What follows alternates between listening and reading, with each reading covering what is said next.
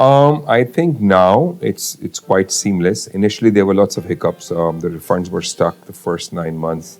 I think was the biggest challenge that we could have. And quite honestly, we as exporters were up in arms because of GST being deposited and exports being hampered, and we took a beating because we had to park our funds and they got stuck.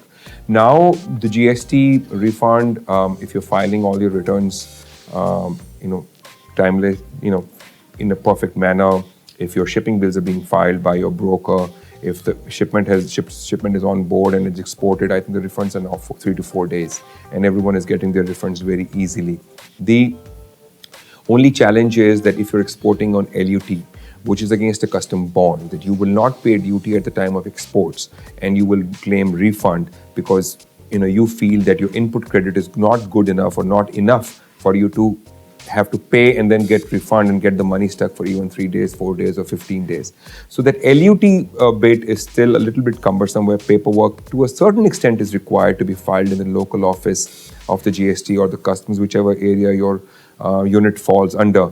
But if you are exporting on LUT, then you have to file for refund, and then that refund might take a few days or weeks or a couple of weeks. Otherwise, it's very, very seamless. The government, as they had promised in the midterm review or after the midterm review, I think in March 2018 or April 2018, to have an e-wallet wherein they would put credit to you as an exporter if you had an X amount of export from last year, which you can use seamlessly so that your capital doesn't get blocked, because eventually the government is just taking money and giving it back.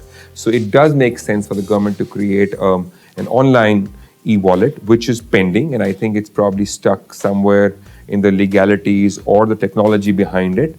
And pretty soon the new government, whichever government comes into place, should bring it back. And I think that will make GST for micro and small people, for who are short of capital, especially with the banks not doling out funds because of the NPAs and other allied risks that they had to take with things not becoming bankruptcies being filed across larger conglomerates. I think it's very, very important that this working capital blockage does not happen. And I think that it's pretty soon that we will have all this in place.